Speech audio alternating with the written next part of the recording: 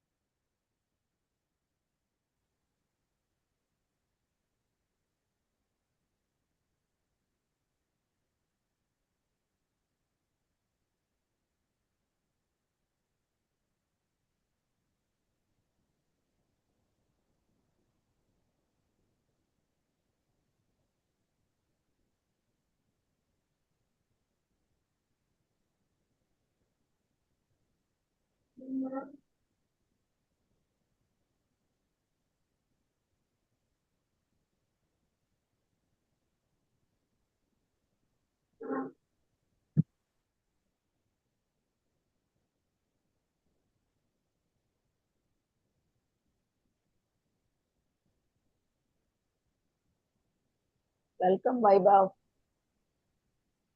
Thank you, madam. Welcome. Priya வந்திருக்காள், Priya Bharati. Vaibhav, sir. Wish you a happy birthday, sir. நேற்று Thank you, madam. But it's yesterday, actually. yesterday. எல்லாம் birthday வாரம் கொண்டாடுற government, sir. பண்ணலாம். 3:30 தானே? ஆமா, இதோ time ஆயிடுச்சு.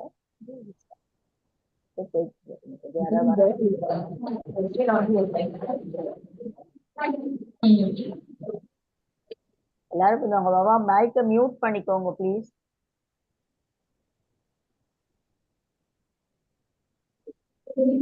The speaker.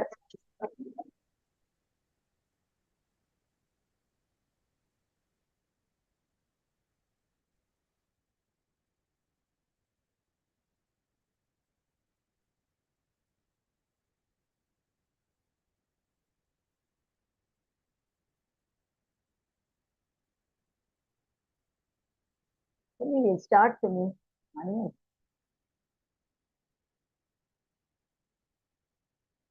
ஸ்டார்ட் பண்ணிடலாமா sir?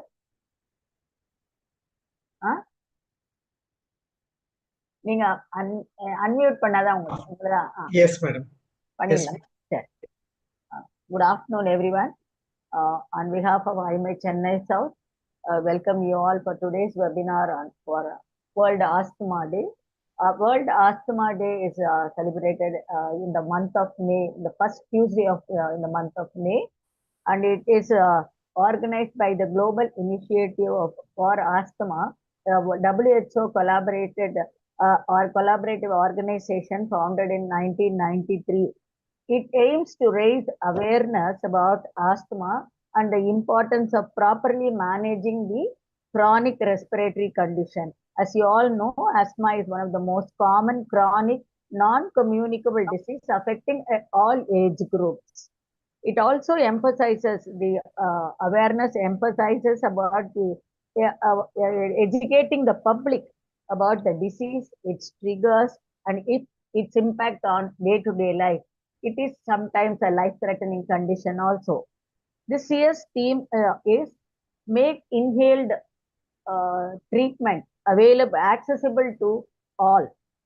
Approximately around 350 million people are affected by asthma worldwide, and it increases by 50% every decade.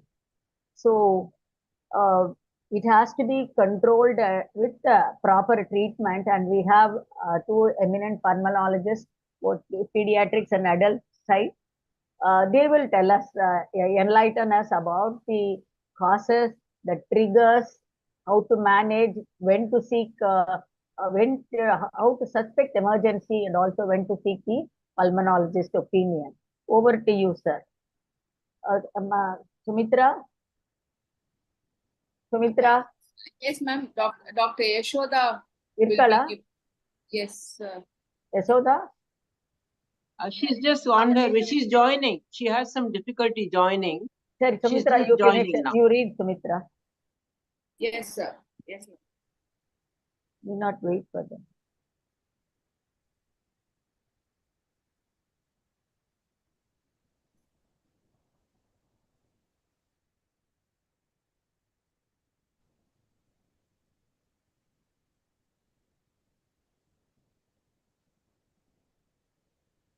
Just a second, ma'am. Yashoda has joined. Paditala.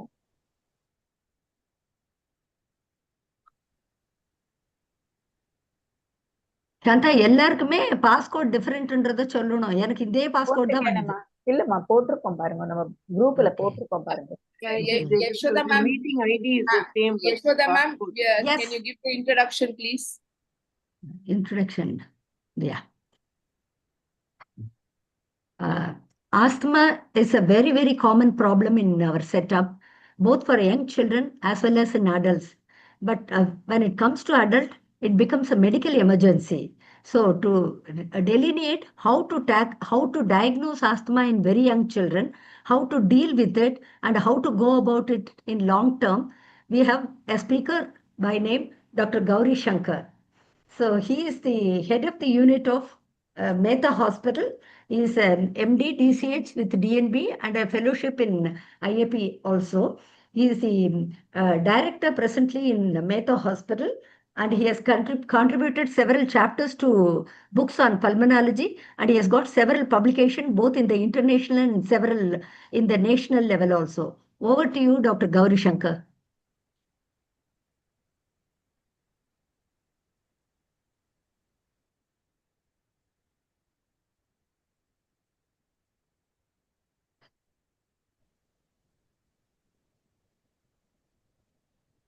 Thanking you, madam. Is my slide visible, madam? Yes, sir. Yes, sir. Thank you very much for the opportunity. IMA Chennai South, President Dr. Santa Madam, Dr. Sumitra, and Dr. like Yashoda Madam for giving a wonderful, opening remarks about me. No, I'm just a pediatrician with interest in pulmonology. And I've been in this field for about 29 years. And probably from my experience, I will just tell you about when to suspect asthma in children and how to manage. I'm here only because of teachers.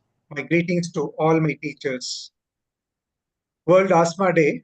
This time, the theme is Make Inhale Treatment Accessible for All.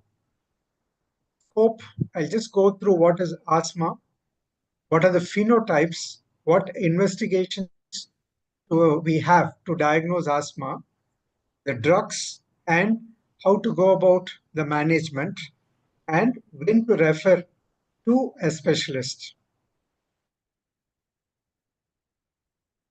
Pediatric asthma is the most common chronic respiratory disease of children, affecting about 14% of children worldwide.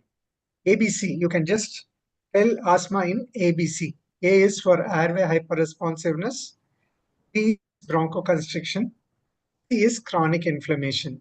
If you know ABC, then you know asthma. The definition for asthma was reached only by consensus. It's a heterogeneous disease characterized by chronic airway inflammation, which is defined by history of respiratory symptoms, which vary over time and in intensity together with variable expiratory airflow. The symptoms of wheeze, shortness of breath, chest tightness, and cough are triggered by factors such as exercise, allergen, or irritant exposure, change in weather, or viral respiratory infection. The definition is a big one, but we need to look at the symptoms vary over time and vary in intensity. Because it's a heterogeneous disease, the underlying disease process varies. And you do have phenotypes and endotypes. Phenotypes are based on observable clinical characteristics. What do you mean by endotype? It is based on underlying biological mechanisms which leads on to asthma. Endotypes are only two: type 2 inflammatory pathway and non-type 2 inflammatory pathway. Type 2 inflammatory pathway, it's mainly eosinophilic. The phenotypes, allergic, non-allergic, and quasi-granulocytic. You do have lot of phenotypes. These are the phenotypes what is given in the latest Global Initiative for Asthma, GINA Guidelines 2025. Allergic asthma, non-allergic asthma, cough variant asthma or cough predominant asthma, adult asthma, like asthma with persistent airflow limitation where there is airway remodeling, and asthma with obesity. Here in children, allergic asthma is the most common, easily recognized phenotype. It starts most often in childhood. It is associated with past history or a family history of allergic disease. What are the allergic diseases? What we can know of? Eczema, allergic rhinitis, food allergy, or drug allergy. The induced sputum shows a lot of eosinophils in the sputum, telling us that there is eosinophilic airway inflammation. Whereas in asthma with obesity, there is little eosinophilic inflammation. In non-allergic asthma, here the patients, they are not having allergy. The induced sputum shows mainly neutrophils. Cough variant asthma, cough is the only symptom. Airflow limitation is absent except only when you do the bronchial provocation testing. So when you know there are so many types in asthma, will clinical exam give us a clue to find out whether this child has got an asthma or not? Most of the time, when they come with a history of recurrent respiratory infection with cough, chest tightness, wheeze, the physical examination unusually is normal. But we can pick out certain signs in the nose, signs of allergic rhinitis. Very rarely we do see nasal polyps, not so commonly in pediatrics. But what are the signs of allergic rhinitis? What we can know of? The allergic shyness. What do you mean by that? It is a dark circle beneath the eye. Most of the time, the mother says, no, this is because the child has been only looking at the mobile. Child does not sleep in the night. He goes to sleep only by 2 o'clock or 3 o'clock. His sleep is less. He plays outside. No. The dark circles beneath the eye, even the dark circle beneath my eye, it is due to allergic rhinitis. It's because of the congestion of the sinuses, sinuses, the blood vessels which carry blood into the sinuses, draining into the sinuses.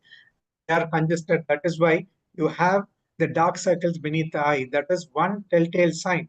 The another one is a facial grimace. Sometimes we do snort, we do sneeze, we do frequent throat clearing like this. Or sometimes we just keep on sniffing like this. So these are all things which you can see when you examine the child. Respiratory system, most of the time the test is normal, but unless you ask them to do a forced expiration, you will be able to hear a expiratory wheeze. A normal tidal breathing, you may not be able to see. But please remember that wheezing is present in respiratory infection, in tracheomalacia. Localized wheeze is present in inhaled foreign body, like aspirated foreign body into the tracheobronchial tree. If you're going to have crackles and inspiratory wheezing, please note that these are not features of asthma. So, to make a diagnosis, is there any single test, gold standard test to diagnose asthma? No. We can make a diagnosis based on the characteristic symptom pattern, evidence of variability in the airflow limitation in the presence of airway inflammation, with no likelihood of alternative diagnosis. And if the child is put on treatment, a good response to the inhaled corticosteroid treatment. always to get the asthma diagnosis correct before we start the controller treatment.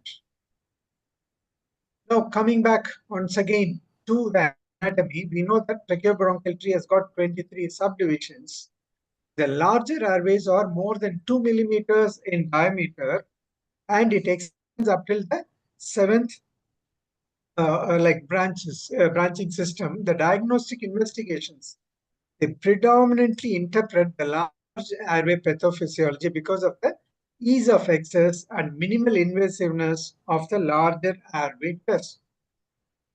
But you need to know about small airways. Initially, it is viewed as a silent zone because it accounts for less than 10% of the total airway resistance. The commonly used imaging and physiological tests are not able to detect abnormalities in these airways. Accurate investigation of the small airway disease is possible only by invasive procedures like transbronchial biopsy, very rarely by postmortem examination. So coming to the symptoms with which you can make a diagnosis of asthma. If the child is going to have a breathlessness, the child is wheezing, then you know. The parent will come and say, my child has got a wheeze or asthma. But whenever you have recurrent wheeze, nocturnal cough, exercised or laughter or crying induced cough, then you know this child probably has got an asthma. So what is the criteria for the initial diagnosis of asthma in children above 6 years of age? You know the characteristic symptoms: wheeze, shortness of breath, chest tightness, and cough. More than one type of respiratory symptom will be present. Not only that, the symptoms often variable over time. They vary in intensity. They are worse at night or on waking up early in the morning.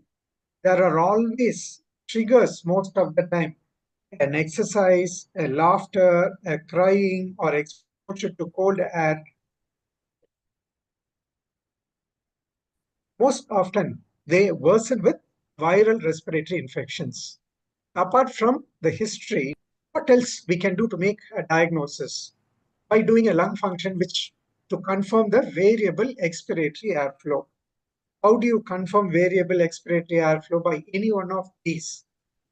When you do the lung function, excess variability in the expiratory lung function. The greater the variations, more occasions you see the variations, more confident of you be on the making a diagnosis of asthma. A positive bronchodilator responsiveness. That means you do the lung function test and then give them a salbutamol or levosalbutamol by nebulization or by meter-dose inhaler with spacer. If you're able to see an increase in the baseline value of forced expiratory volume in 1 second, if there is going to be an increase of more than 12% of predicted, or if you don't have a spirometry, but if you have a peak expiratory flow, if there is going to be an increase of more than 15%, then you know it is a positive bronchodilator response. That also tells us that there is variable expiratory airflow. Another one, if you don't have a spirometry, you have only a peak flow meter, excess variability in twice daily peak expiratory flow over 2 weeks. If the variability is more than 30%, again it is a variable expiratory airflow. Increase in the lung function 4 weeks after you start treatment with inhaled corticosteroid, there is going to be an increase in the forced expiratory volume in 1 second by more than 12%, or if you're going to use peak expiratory flow, if it is going to be more than 15%, it once again says it is a variable expiratory airflow. Any one of these can tell you that this child has got a confirmation of variable expiratory airflow. If you're going to use peak expiratory flow meter, for each measurement, each time you do the peak expiratory flow, you should take the highest of the 3 readings. Always you should use the same peak flow meter for getting the reading. For some, even if they have symptoms typical of asthma, allergic asthma, spirometry can be normal. Sometimes spirometry may not be available. In those children, you can do fractional excretion of exhaled nitric oxide. If in children, if it is going to be more than 35 parts per billion, it indicates this child has got a eosinophilic inflammation in the airway. And commonly what we do ask for an absolute eosinophil count. All CBC machines gives us this absolute eosinophil count. If it is going to be above the national reference range, then you need to tell that this child most probably has got a type 2, suggestive of a type 2 asthma diagnosis. In our country, previously we were thinking in terms of 440, an A count above 440 is increased absolute eosinophil count. Nowadays, the lab has changed to more than 1000. If the absolute eosinophil count is more than 1000, then it is an increase in absolute eosinophil count. But we should note that the fractional excretion of ethyl nitric oxide is lower in the morning. On the contrary, blood eosinophils are higher in the morning due to the circadian rhythm of sleeps. Allergy testing we don't commonly do in pediatrics unless otherwise the child is not responding to our inhaled treatment. Skin prick test is better, but if you don't have access to it, you can do measurement of specific IgE level. It can identify individual trigger. Now coming to spirometry. What are the values which you need to look at? You need to look at the force expiratory volume in 1 second. If it is going to be less than 80% of normal, it suggestive of airflow obstruction. If the ratio of force expiratory volume to force vital capacity is less than 80%, again, it's a sensitive measure of airway obstruction. The smaller airways obstruction can be made out by the force expiratory flow between 25 to 70% of expiration. Normally, if it is going to be less than 50 to 60%, then we know that there is small airway obstruction. This is a flow volume loop. You see two loops. One is smaller, the other one is bigger.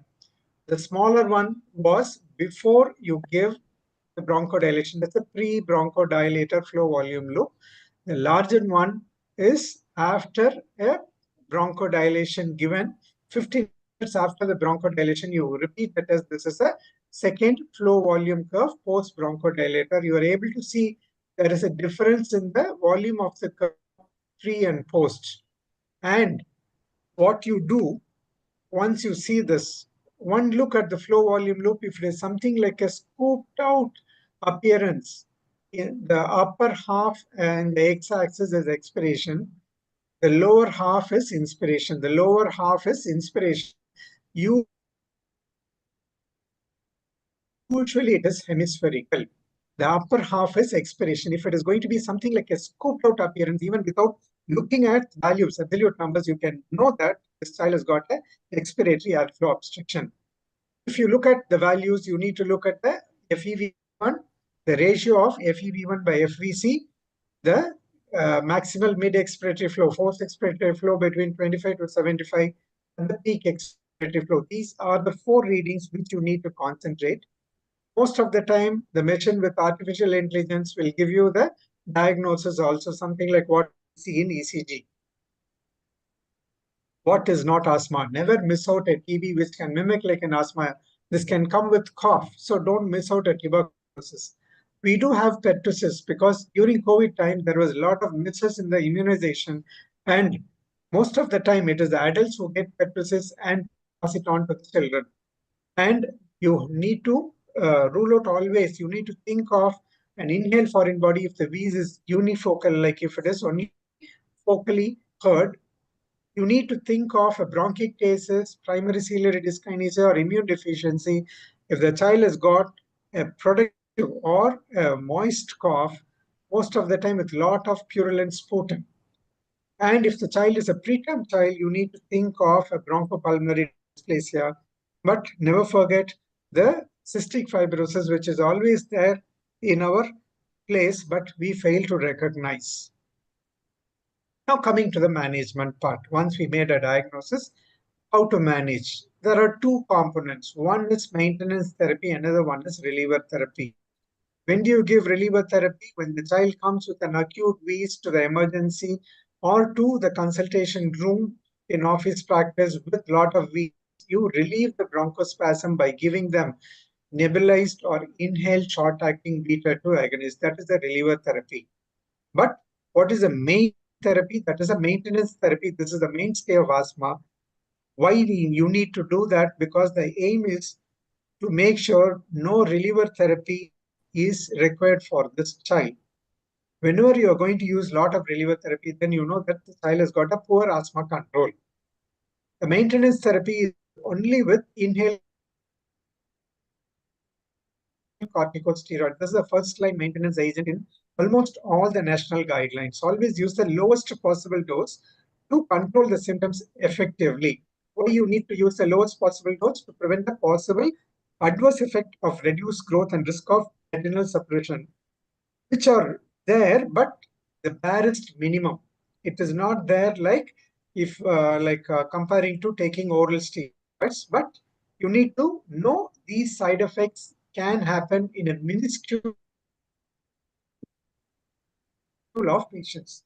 Always you need to know what is the low dose, moderate dose, or high dose. Low dose is less than 200, moderate dose is 200 to 400 micrograms, and high dose is above 400 micrograms of budesonide or equivalent steroid.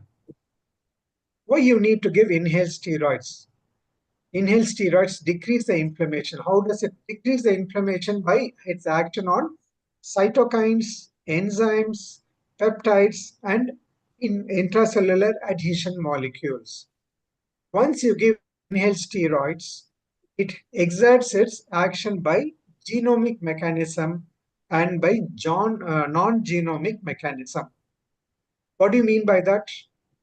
By non-genomic mechanism, the action, the anti-inflammatory action starts within hours. By genomic actions, its anti-inflammatory action takes about days to weeks. And for decreasing or inhibiting angiogenesis, it takes months. What is genomic and non-genomic? Once you give inhaled steroids, it goes into the cell, binds to the receptors, glucocorticoid receptors in the cytoplasm, and the action which happens after this is non-genomic. If the glucocorticoid along with the receptor, once it enters the nucleus and then exerts its action, it is called as genomic action.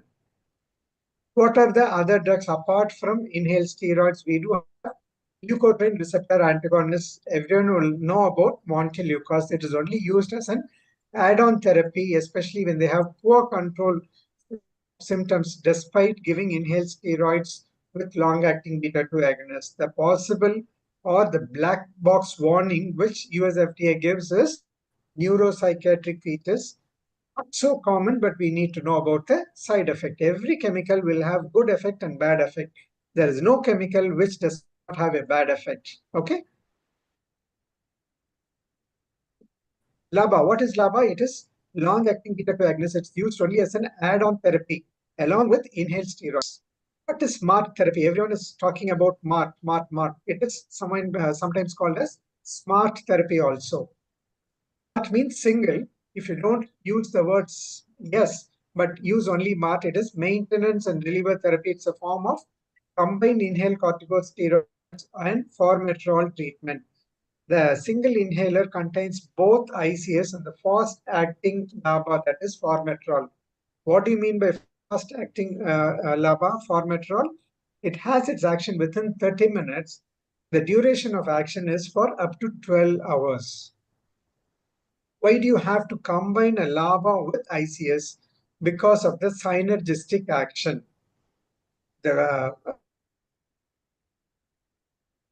Whenever you give corticosteroids, apart from the anti-inflammatory effect, what else it does? It increases the beta-2 receptor expression in the airway. It increases the beta-2 receptor coupling with LABA. It decreases the downregulation of beta-2 receptors. Also, it prevents beta agonist tolerance. What does LABA do? It potentiates the anti-inflammatory effect of your glucocorticoid. So it is something like marriage. LABA and corticosteroid or like a husband and wife couple. Okay? Always husband and wife couple is needed for running a good family. This is how a family will run in asthma. When do you start treatment or how do you start treatment? Most of the time we have difficulty. That is what your GINA or any national guideline will take. Step 1, step 2, 3, 4, and 5. Always will not look at step 5. That is the last step. That means you need to refer to a person who deals mainly with asthma. Most of the time, when the patient comes with symptoms, try to fit in with either step 1 or step 2 or step 3. How do you do that? Based on the symptoms. If it is less than twice a month, you know it is in step 1. If the symptoms are twice a month or more, but less than daily, then you know it's in step 2.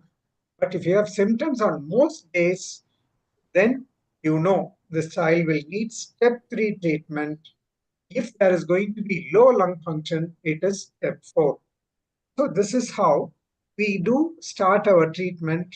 Step 1, whether you need to give regular low dose steroid or give a low dose inhaled steroid whenever you give short acting beta 2 agonist. That is the ideal one. But in step 2, you need to give them every day low dose inhaled corticosteroids.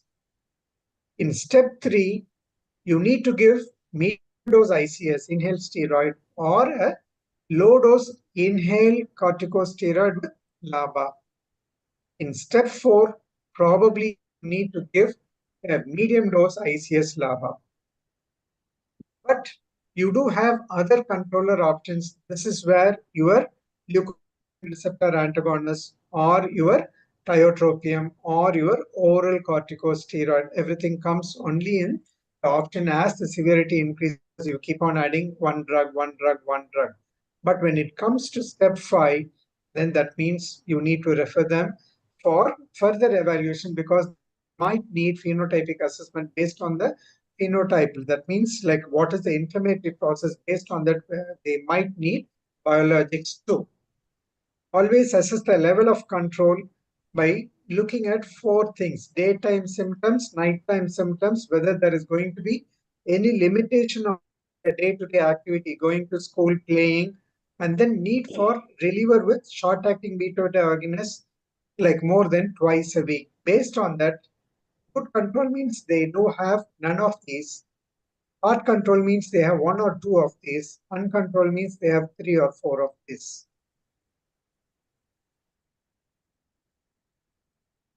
But there are certain mistakes which needs to be rectified when you are going to give inhale medication. Sometimes the mother do activate the inhaler even before giving the inhaler.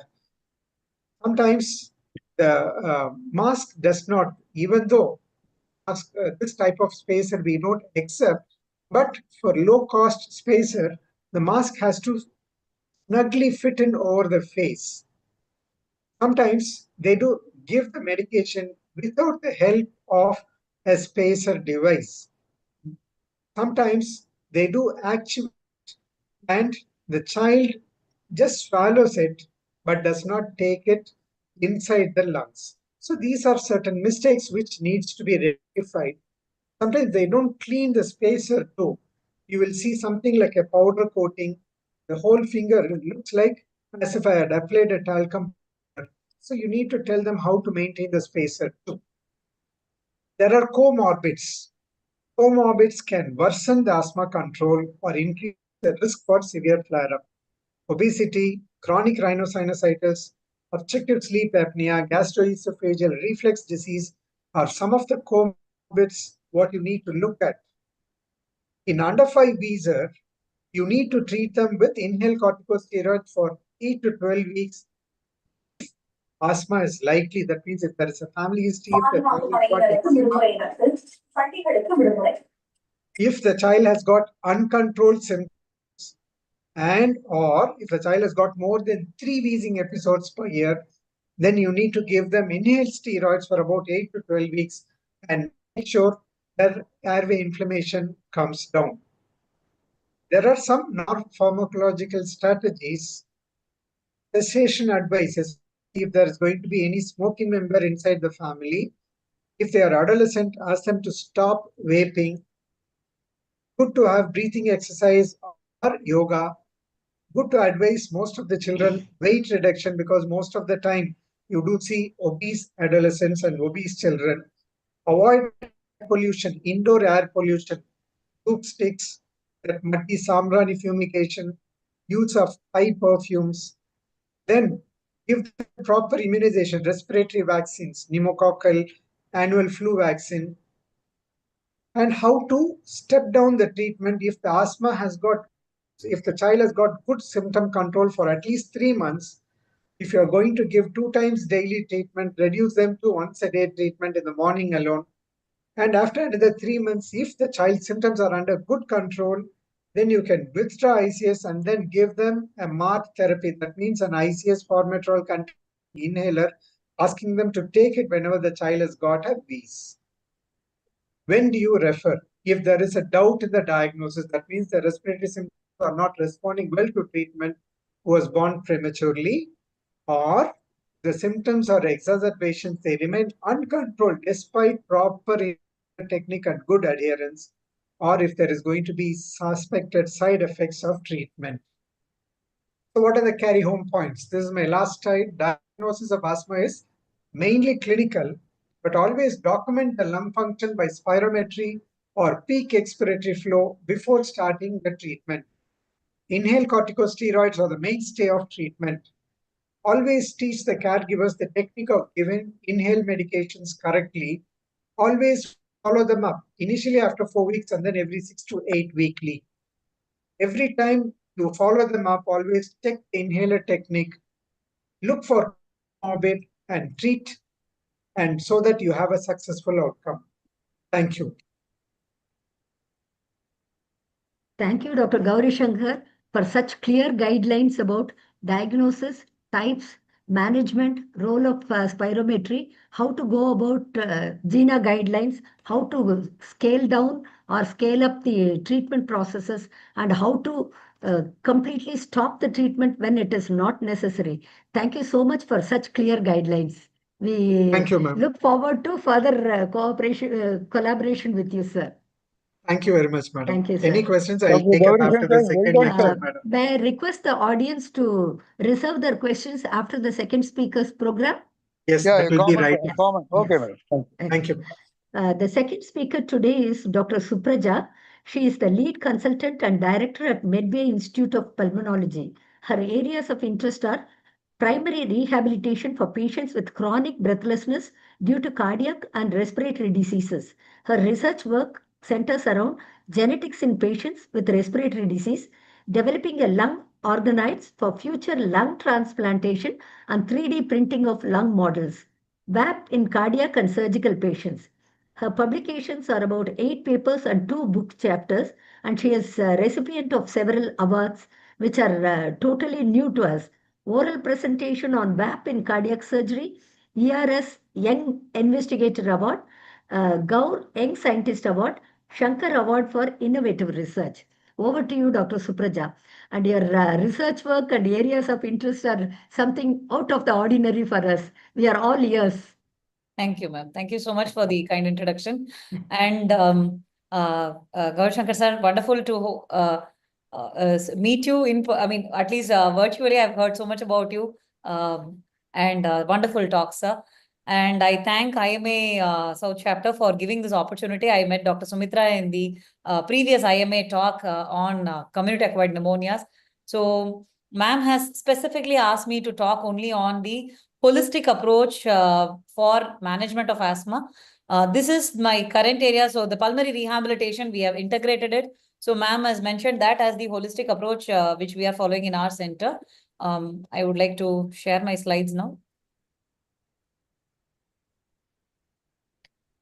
Okay. So just to have a continuation with what sir said and why I'm going to talk about what I'm going to talk. I'll initially brief on the first few slides on what is the burden of asthma in pediatrics, as sir had already mentioned, the etiology, the multimorbidity, why we are talking about holistic approach, what is the importance of multiple departments working along for management of asthma, prevention, what is the holistic approach we do in our center, and what the future holds for us. So the burden of asthma is in India, we are looking at around in pediatric, the disability adjusted life years. That is the number of days the child goes in and out of the hospital just for management. Either it can be an outpatient or an emergency visit or it can be an admission, and days absenteeism is around 70 to 133 days. In adults, this is around 1,600 days in their whole lifespan that they're going to spend. So that is the burden that we are actually talking about. Though we're talking on the prevalence, the number of days that person, either a child or the adult, is going to spend in the non-productive area is very, very high. And because of which, along with the patient, the caretaker also has to spend so many days out of, if they're working out of their work hours. And coming on to the Indian scenario per se, the prevalence of asthma in pediatrics is around, in Tamil Nadu and Pondicherry, more than 2.5% is the prevalence. So that's a huge number that we are looking at. And post-COVID, these numbers are on the rise. A short look into etiology. Now, though we were talking about the etiology as recurrent respiratory infections, now we know that, in the prepartum, the maternal issues in terms of, nutrition, pollutants, stress, microbes, allergens, exposure to the fetus in the womb, the genetic and the host susceptibility, the epigenetic changes. So a lot of information is coming in on the genetic, epigenetic, metabolomic and proteomic factors in every disease, and asthma is is not exempt from that. So from the term, in the postpartum, the child has exposure to allergens, psychosocial factors, pollutants, hormonal influences, obesity, which is becoming a big issue, because of which the rise in the number of cases with asthma is increasing. Now, this slide will tell us how many aspects we need to now look into if we say as asthma in a child, if we label a child as asthma. There are multiple things that we have to look into and address each one of those. And all of us agree that asthma has a high psychological component to it, which can trigger off a symptom. In the multimorbidity context, we are looking at if a child develops asthma, starting from recurrent allergic sinusitis, chronic rhinosinusitis with and without nasal polyps, nasal polyposis, vocal cord dysfunction, inducible laryngeal obstruction, exercise-induced laryngeal obstruction, severe aeroallergen sensitization, gastroesophageal reflux. Now, these are the things which can either exacerbate an asthma or can be contributory to our asthma. Hormonal fluctuations. Coming on to psychosocial, it can be anxiety and depression, which can either be a presentation or be a reason for asthma. ABPA with fungal sensitization. We are seeing a huge number of cases with ABPA with asthma nowadays. Airways eosinophilia, dysfunctional breathing, bronchiectasis, eosinophilic granulomatous with polyangiitis, cardiovascular and metabolic disease, which are offshoot of asthma, obesity, and obstructive sleep apnea. So we used to say that COPD is not a single system disease, it's a multi-system. Like that, asthma is also now being recognized as because it's an inflammatory process, and it is going to involve your smooth muscles, and there is an airway inflammation and hyperreactivity. The inflammation is also going to spread into the other systems as well, and it's going to have a multi-morbidity involvement in asthma. The other way of looking at it is drug adverse effects and the common underlying etiology. If you are calling it as atopy, then you can look at atopic dermatitis, anaphylaxis, food allergy, allergic rhinitis. So a child will come with a different presentation, combinations and permutations. Coming on to other allergic and hypersensitivity comorbidities, we have ABPA, chronic rhinosinusitis, EOE. Then psychological comorbidities can be anxiety, depression, behavioral disorders. In children, if they are going to have chronic rhinosinusitis, they are going to have a mouth breathing, and the cognition is also going to get affected because of that. And for a mechanical or functional disruption, you're going to have either a dysfunctional breathing, obesity, and GERD. So though we mention it as asthma, there is multiple things that we need to look into and address in a person who's presenting with asthma. So prevention is the best way to avoid getting into the complications of asthma. So we can divide that in pediatrics as the prenatal period and the postnatal period. Prenatal, we are looking at supplementation with omega-3 fatty acids, vitamin D for the mother, vitamin E, zinc, and vitamin C, and prevention of smoking in the prenatal period. In the postnatal period, breastfeeding cannot be stressed more, supplementing with omega-3 and inhalers. If you're going to be diagnosed with asthma, the first line of therapy is going to be medications with inhaled corticosteroids, which will help, as sir has rightly pointed, in the prevention of airway remodeling. Because once that happens, then the person is completely stuck to the inhalers for life. Then reducing the intake of processed food, increasing your antioxidant-rich food with fruits, vegetables, and reducing the high inflammatory food substances like trans fats and saturated fats. So prevention starts from the way the child is going to eat, exercise, sleep, along with, once you diagnose, take the medications. Now, coming on to the holistic approach, I belong to a hospital called Medway Hospitals, where we have created a specific unit called as the Medway Institute of Pulmonology. Here, I would like to take a single minute to explain why we are practicing holistic medicine here. So we have a concept of 4P concept, which is preventive, personalized, participative, and predictive medicine. The preventive medicine, we are engaging with advanced diagnostics. As sir has mentioned, the spirometry, pheno, oscillometry for the and the screen prick test and imaging for identification and the right diagnosis. Personalized treatment on the right-hand side column. All of us know about the phenotypic presentations which we are all having. A lot of information is coming on the genetics, metabolomics, how the cells are getting sorted, the epigenetics, proteomics, and cell biology. So that we are calling it as the unknown equation. So the known factors are the pollutants, the external agents, the individual, the diagnosis, and the medications and the cure. But there is a huge amount of unknown equation which is also contributing to all diseases. So by profiling, we will be able to identify what is the exact reason why the person has developed asthma. And if we address the root cause, we will have a better solution. So that we practice.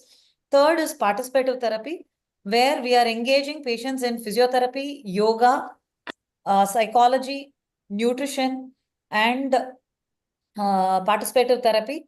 And we are able to improve their lung function and their quality of life.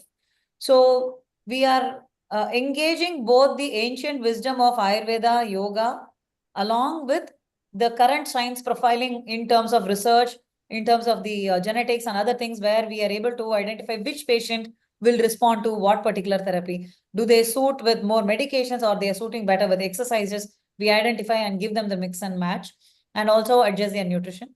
And finally, we'll be able to, with all these data in hand, in future, we'll be hopefully entering into predictive medicine to identify what is the best treatment. Instead of putting everybody into the same gamut of all medications and exercises, we will be able to separate and segregate who will benefit from what. So this is the approach which we are following here. And a brief intro into the participative therapy. The P3 alone I will be describing here. The P3 is actually pulmonary rehabilitation, where we are doing it as a supervised program. So it is one person with one therapist always. And we follow a thorough patient assessment, and we give them specific therapies individually, which includes but is not limited to exercise training, education, and behavioral change. So basically, we improve their physical and their psychological condition in anybody with chronic respiratory disease, irrespective of age. It can be pediatrics or adults. In fact, we also have a lot of middle-aged people with breathlessness who come into us due to various reasons. And we help them to promote a long-term adherence to health-enhancing behaviors. So all of us in this forum will agree that doctors, we are able to cure them once they are in the ICU. We are able to get them better. But if the patient has to have a good quality of life and a reduced morbidity, the patient has to engage and improve the immunity and the lung function for good benefits, rather than just depending only on the doctors and always coming only for the emergency care. On the left, I have written a saying, tell me and I will forget, show me I may remember, but involve me, I will understand.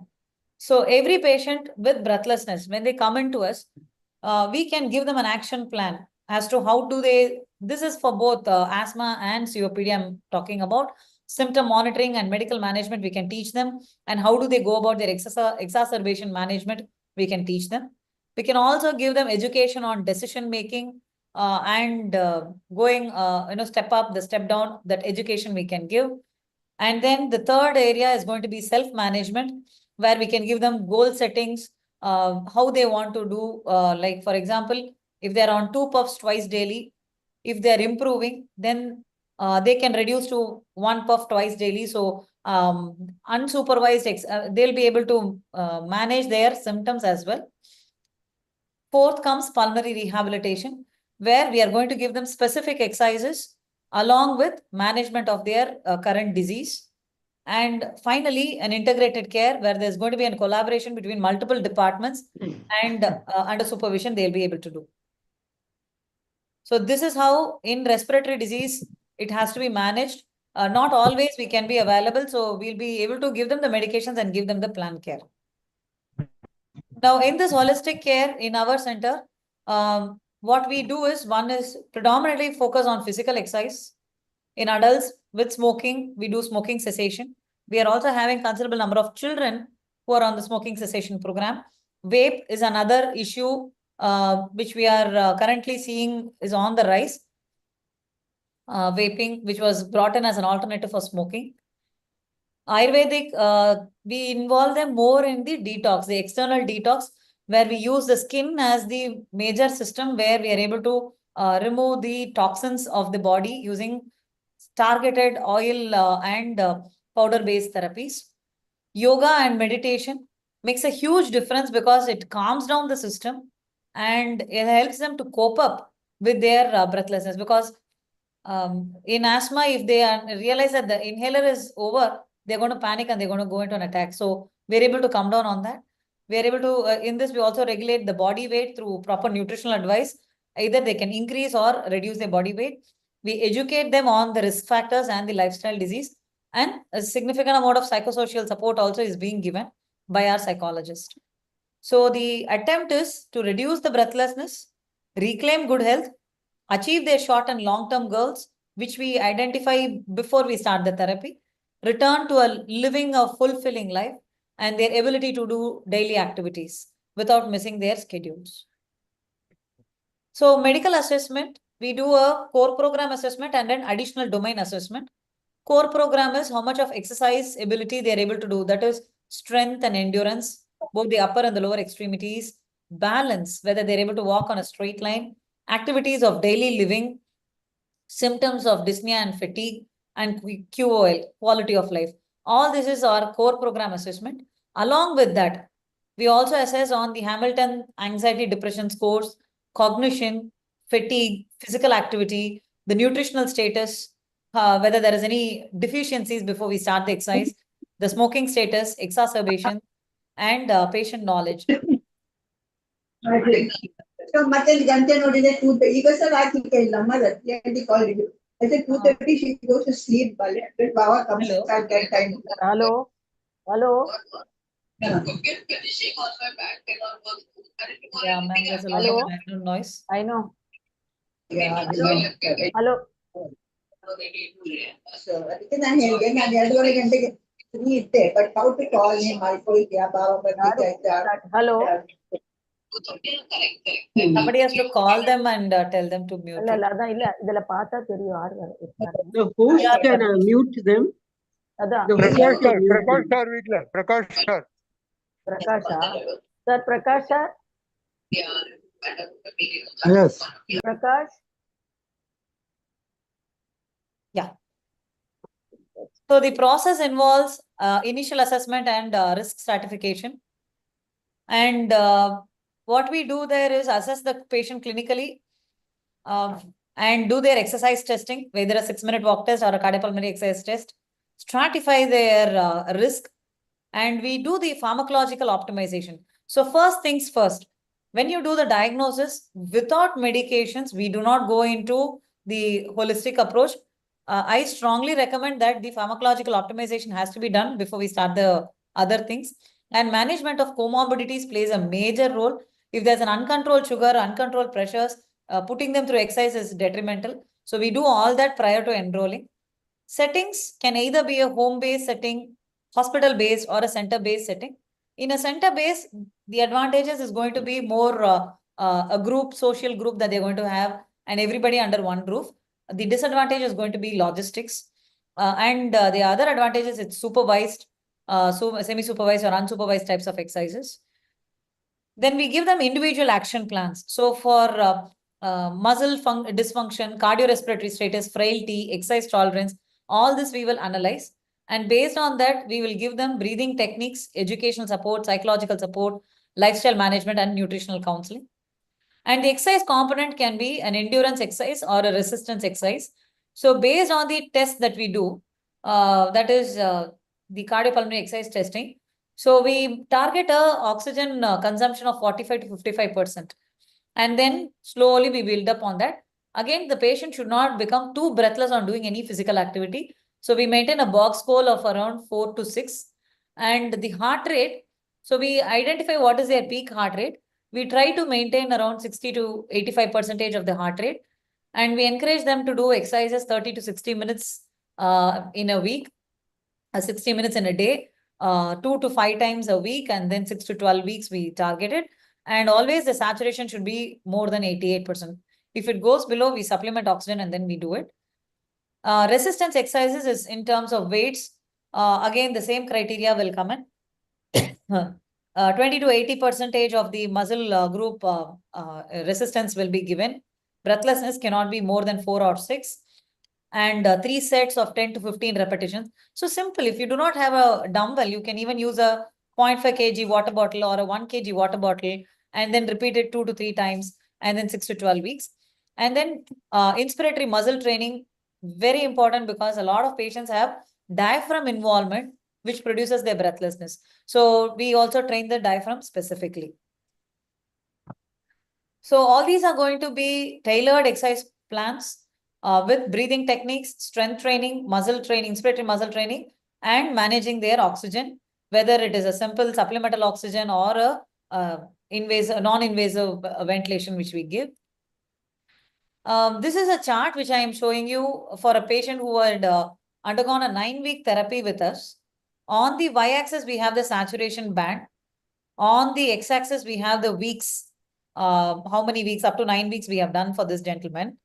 The blue line refers to oxygen on room air. So he was maintaining around 95 on room air. On exertion on the baseline, it was dropping down to 92. But within 2 minutes of rest, it was going up to 98. So if we keep looking at the orange colored band, after exercise, it was 92 in the initial part. Now, over a period of time, it improved to 94. Gentleman had an intercurrent infection. Again, it went back to 92. And then it slowly improved to 96, 97. So we notice that when we are doing exercise, the saturation beautifully improves. That is because more number of muscles are going to be recruited. More mitochondria is going to be recruited in the muscle fibers. So the oxygen utilization is much better by the muscles. So exercises definitely helps in improving oxygenation. The benefits of doing a pulmonary rehabilitation. You call it a pulmonary rehabilitation only when you have the components of physio, nutrition, psychological support, behavioral change, and education all together. Just by doing physiotherapy alone, it's called only physiotherapy. It is not pulmonary rehabilitation. In our center, we are adding yoga and Ayurveda as additional components.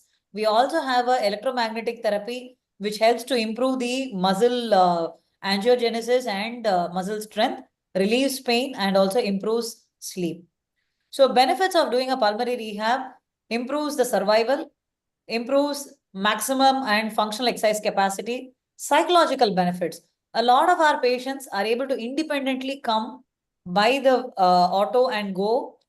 They feel a heightened sense of belonging and being worthwhile, improves their QOL, In the last year, we did around 50 patients for whom 6 weeks therapy was done. Until this April, apart from natural demises, others have not got admitted.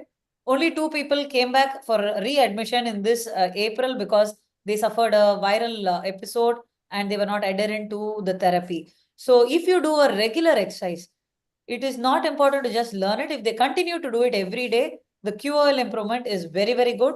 And the monetary benefit of not getting admitted is huge.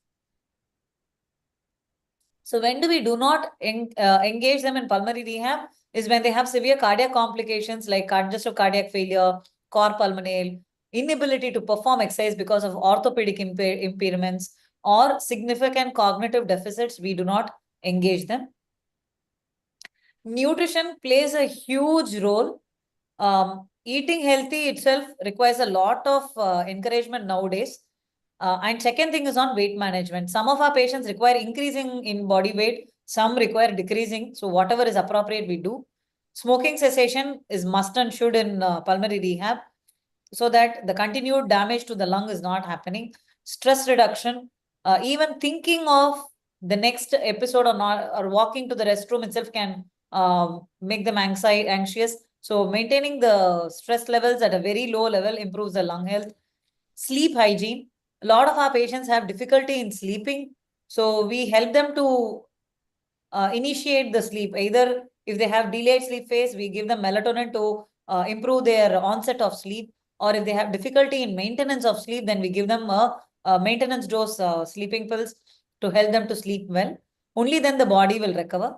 And continue the rehabilitation even at home, because doing it only at the center is effective only till that point in time. They need to continue it at home as well. So how do you start pulmonary rehab? First, identify which patient is going in for recurrent admissions and who has a very poor quality of life. Those people, if they intervene early, then and initiate them, then their quality of life, their psychological status, and their cost spent on admissions is significantly reduced. So value proposition to the patient, we are giving as error-proof treatment because the diagnosis in our center is going by the standards, and we save them cost in the future by preventing recurrent admissions.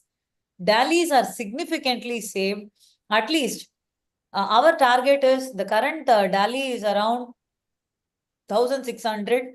If we are able to come down to 300, which is the standard for cardiac diseases, 300 days in and out of hospital, that itself is a big number which we are saving to the patient.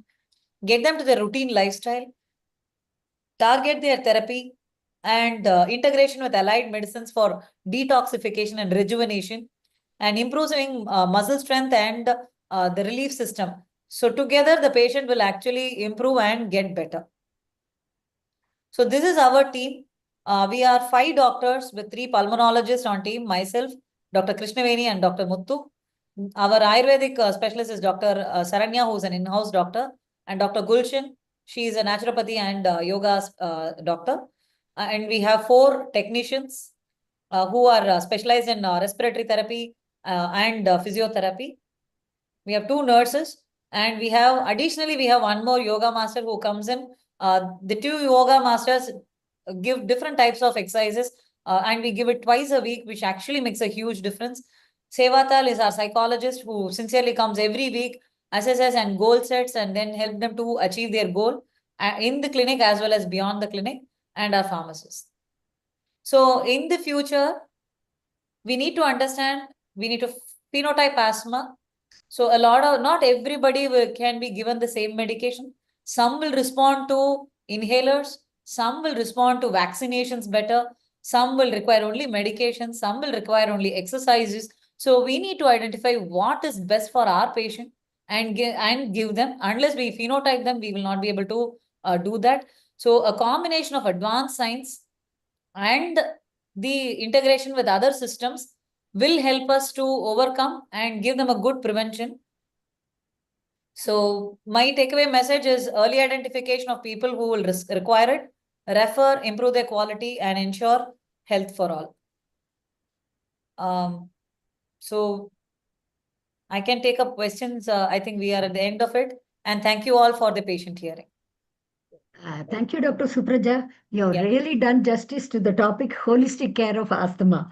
You have taken us along with epigenetics to genetic component, postpartum areas that can evoke asthmatic attack in later part of life, how to do unknown equations and known equations, bioprofiling, what leads to precision medicine, and how to prevent, personalize, participate, and predictive therapy, adherence to health enhancing behavior. You have really given us a holistic view. Thank you so much for it. Thank you. Dr. Question, Supraja, question what is the கேட்கலாமா? medication you mentioned for maintenance of sleep? You said melatonin for sleep In a sleep onset, ma'am. So we give the Z drugs, the zolpidem, those drugs, and the lorazepam also helps to maintain sleep, ma'am. When do you give it along with the melatonin? Is it? So if there is, we ask the history, so we have a sleep log, a 2-week sleep log to identify exactly map when the patient is actually having difficulty, because sometimes elderly will be sleeping off in the afternoon, napping in the afternoon. So we'll identify that. So if they're having a delayed sleep phase, means they start sleeping only by 2 o'clock, 2 a.m. If that is there, then we add the melatonin to advance the sleep.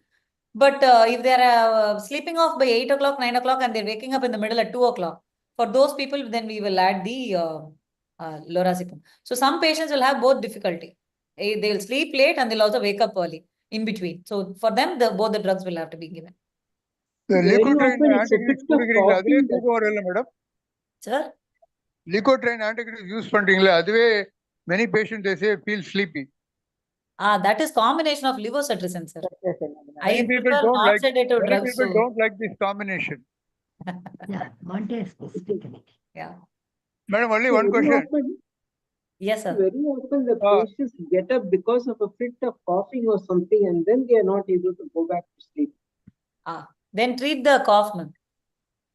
Okay, so that basically is the only thing that's going to make things all Yes, right. ma'am. Ma'am, if they're coughing in the middle of the night, it's predominantly reflux related. So if we address that, then the cough will not disturb their sleep. Yeah, Not okay. only DRD, nasal also, madam. Nasal dripping, post nasal drip. Yes, sir. Madam, also regarding that Allerbio, which has been promoted now, how effective is it? Sir, I do give, because in the context of microbes and the probiotics, they do claim that the number of exacerbations or the respiratory probiotic, Allerbio is basically that. It's helpful, but this is like, you can't see the results as such. Over a period of time, the number of allergic presentations slowly come down, but you can't, as such, look into the symptom improvement in such patients. One common question to Gauri Shankar and Suprada madam. Yes, sir. So how many pediatric asthmatic goes to adult pediatrics? From Gauri Shankar to Suprada, how many patient? 100 patient அப்படியே convert ஆவாங்களா break ஆகும் percentage? Thanking you, sir. Very nice சொல்லுங்க. question. I don't have an answer. Yeah. What I am trying to do in pediatric practice is make the asthma go into a sleep. Hope Fine. even in adults, it is sleeping inside our body. If Okay. it wakes up, then Dr. Supraja will take care. Primary complex மாதிரி தூங்கிட்டே இருக்கும் அப்படி எப்போ வெடிக்கும் தெரியாது. Right. One more question to both of you. Doctor, okay. GINA guidelines in Indian setup, is it okay or to be modified? Like it is something like a ready-made dress for us, sir. One size does not fit all, especially Yeah. South Indians. Even I have a big point. There, definitely, this GINA guideline, you have to do modification to suit the needs of the country or needs of the particular region.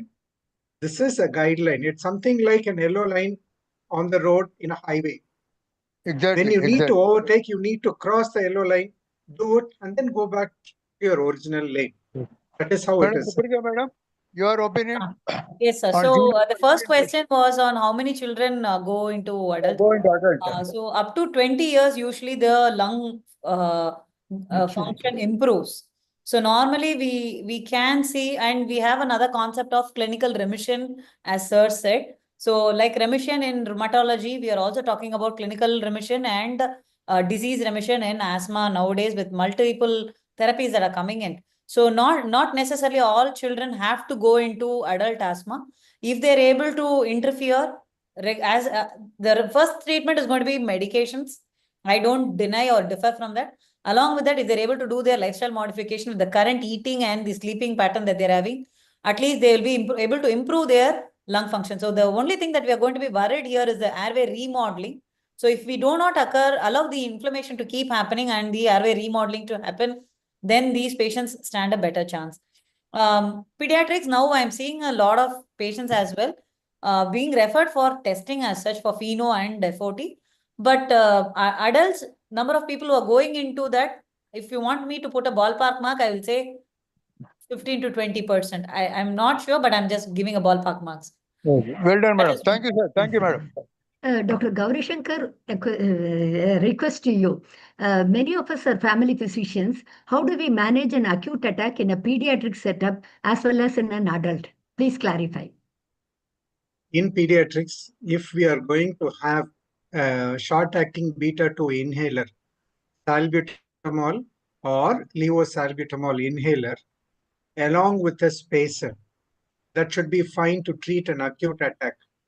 4 puffs up to a maximum of 10 puffs. 1 puff give 100 micrograms of salbutamol. If I am going to use Asthalin, I use only Asthalin. If you are going to use Asthalin, 4 puffs up till 10 puffs. The only thing is, every time I actuate, I need to allow for a normal tidal breathing with a spacer or a valve holding spacer.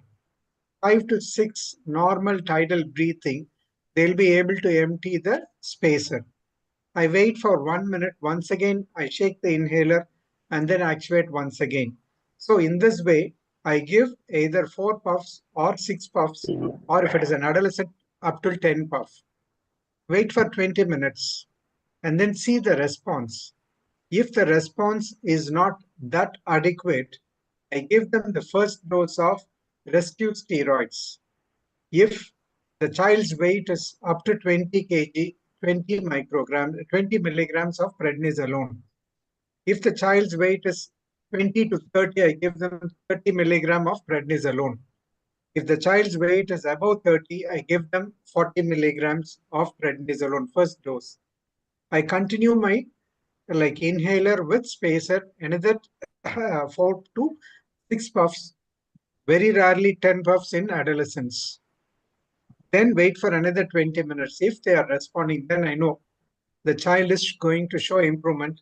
Ask them to give once in every 4 hours, 4 puffs or 8 puffs, or at the most 10 puffs, based on what I had given first time. I'll ask them to come for review again in 12 hours time if I'm going to see them in the morning, or in 24 hours time if I'm going to see them in the evening. If there is going to be any warning signs, if the child needs more short-acting beta-2 agonist inhaler in between, within 4 hours, then I tell them your wheeze is not going to get under control unless you go and get treatment in a hospital, either as an inpatient or a short stay. The child will need oxygen and nebulization driven drug rather than continuing with inhaler and a spacer. Thank you, sir. Thank you so much. One more question. A lot of people have nebulizers at home. Do you advise nebulizers at home without oxygen? I have not prescribed a single nebulizer in my practice, madam. And having a nebulizer at home is not the way. They may underestimate a severe attack. They may not change the nebulizer mask. You have more chances of even Pseudomonas infection coming with home nebulization. They don't clean it. It runs for 25 to 30 minutes for a single nebulization. We do not know about the quality. So we tell them, just because it is easily available in Amazon doesn't mean that we need to advise nebulization at home. Especially without oxygen also. There are a lot of people without oxygen, they are giving. That's also not one advisable. question. Sir, very often when we were students, Derifilin was the standby, Derifilin and Aminofilin, where now we can safely say they have no place in the emergency tray, right? Thing is, as we have more information based on research, we know the safety profile, safety margin is very narrow as far as aminophylline is concerned. When Maruti car came, everyone was looking at Maruti, trying to go in Maruti. When Indica came, everyone wanted Indica. When Toyota came, everyone wants Toyota. Now when EV vehicle comes, everyone wants to go in EV vehicle. But if I get an ambassador, I will still use it. When COVID came, everyone said, okay, don't use nebulization. Your chances of spreading the infection is going to be more. That time we went back to the old stage. Okay, even you can give oral salbutamol. So oral salbutamol also acts. Even now there is a place for long-acting, probably sustained release deriflin. Most of the elders, they are very happy to use that too. This is what I had seen in my family too. Just because scientific evidence says that the therapeutic index safety margin is narrow. Just have this in mind if you're going to use these drugs, madam. That is all. Yeah, You are talking about the tablets, observation, isn't sir. it? One more observation Yes, sir. regarding adrenal injection. In 70s and 80s, many patients will be around casualty to have chinna usi, adrenal and atropine, both are small. For 80, 90 years on the 1980s, 90s, பெரிய ஊசி, deriflin and decadron. These two are older day treatment. Chinna usi, பெரிய ஊசி. Nowadays, Peria Usi I don't give. Chinna Usi, yes, I do give if they are not going to respond to our 3 doses of nebulized medication and on the verge of going in for respiratory failure. Yes, still we do have a role for Chinna Usi. And when I Exactly, was a house surgeon, associated. I was using Chinna Usi, Peria Usi because in the middle of the night they come for asking for Chinna Usi and Peria Usi. We don't know what it is, but we know the components and we give it. Well done, sir. Thank you. Right, sir. So what do you give, sir? Adrenaline or Only adrenaline, madam. Okay. It is something like subcutaneous? life-saving, yeah, subcutaneous, because many a times they come very late. They mismanage, they don't estimate the severity of the bronchospasm. They come sometimes in bad shape. At time we need to give them adrenaline subcutaneous and we shift them to ICU. We don't ventilate because we have HFNC. Most of the time we are able to get off with HFNC. So we can do it only in a hospital, isn't it? It's in a clinic. I don't think I would boldly give adrenaline now.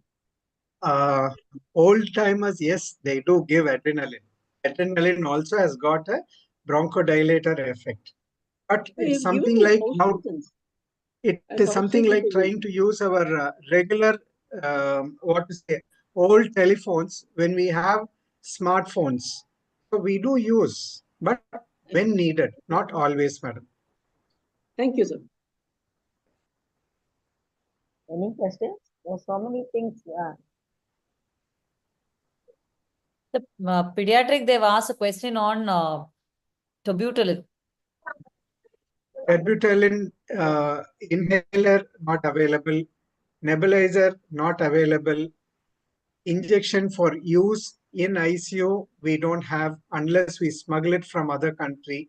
So terbutaline is available as like syrups, one of the combination concoction with ambroxol and plus XXX. So many combinations we do have. If at all you want to use a single drug rather than a concoction or mixture of drugs. But because it does not come under the price control, that is why you have a lot of proliferation of bronchodilator syrups with a combination with ambroxol. Another question is on DEC in pediatrics. If it is going to be a tropical eosinophilia syndrome, then we do use. Otherwise, we don't use because we know one of the biomarkers of type 2 inflammation is eosinophilia. By giving DEC, we are not going to strike at the root cause of what the problem is. We can try to give DEC, but it is not going to be of any use in a child whose asthma is not under control unless you give an inhaled medication. If there is going to be worm infestation, you can use. Professor Sir? K.V. Thiruve madam used to give routinely DEC for 6 months in most of the patients, just for information, sir. Yes, sir. Previously, our knowledge about treating asthma, it was only a bronchoconstriction.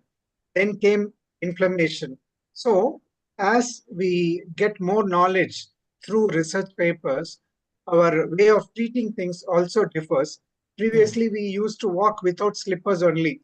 Nowadays, most of them use Nike or Skechers. No one has the habit of walking on like barefoot. Barefoot. So the chances for a worm infestation also comes down. Yes.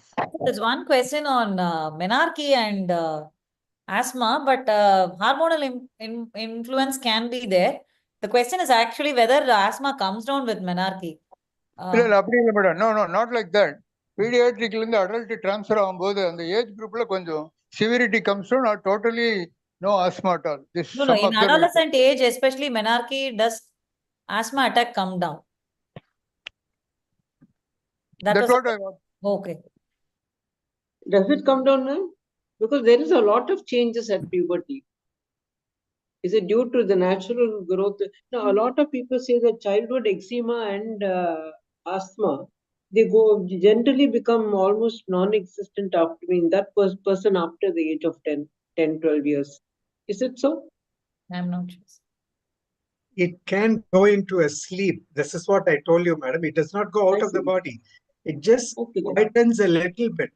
But definitely our environment is not going to allow them to keep quiet because of the continued pollution with cigarette smoke and the exhaust from the automobiles. So we are going to have more allergy, more atopy. We are following the Western lifestyle, wherein we are going towards Th2 pathway. That is the allergic pathway.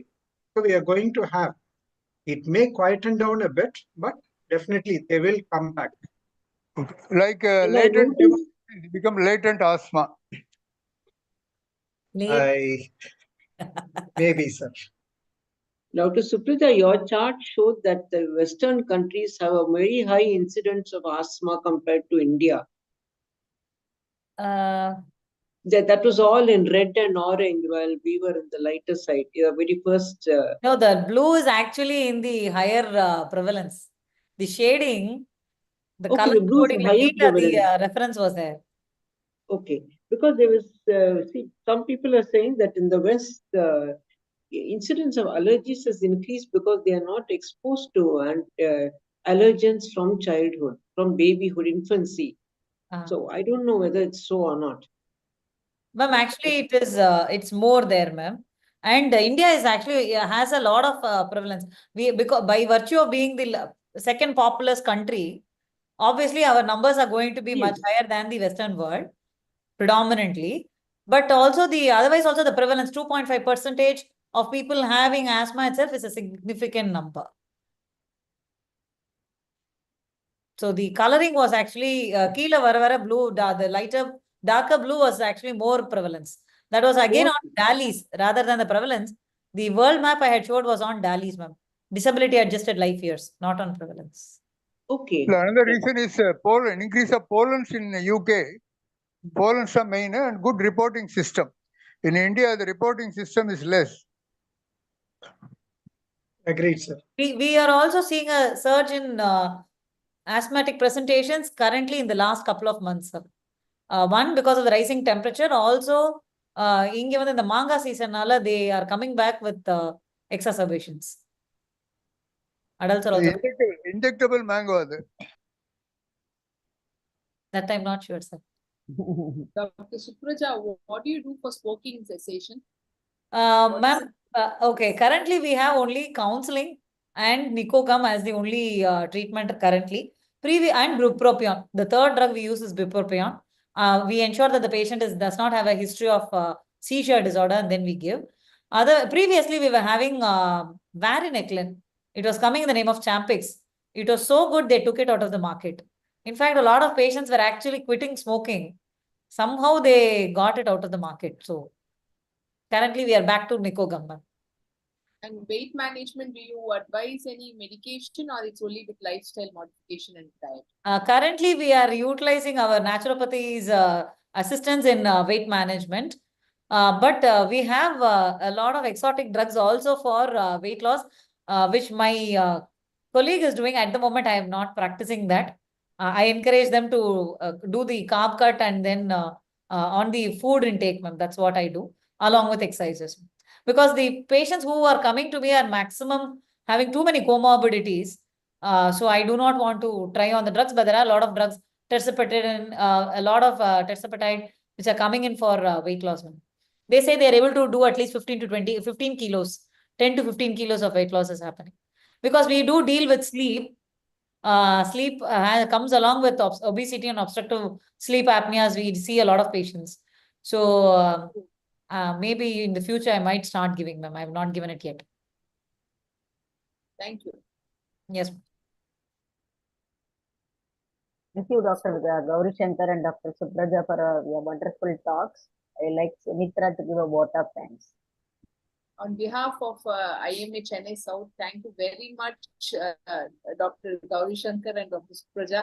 A very short notice, you all you came up with a brilliant talk, very crisp, very precise for a non-doctor, for a non-physician like me who's an obs and kind. I have actually been taking notes. So thank you very much. So that at least I know where I can refer to. Because I do see many of the GP patients also. So thank you very much and hope we see you soon with more enlightening talks. Thank you, sir. Thank you, ma'am. Thank you. Thank you. Thank you. Thank you, sir. Thank you. Thank you.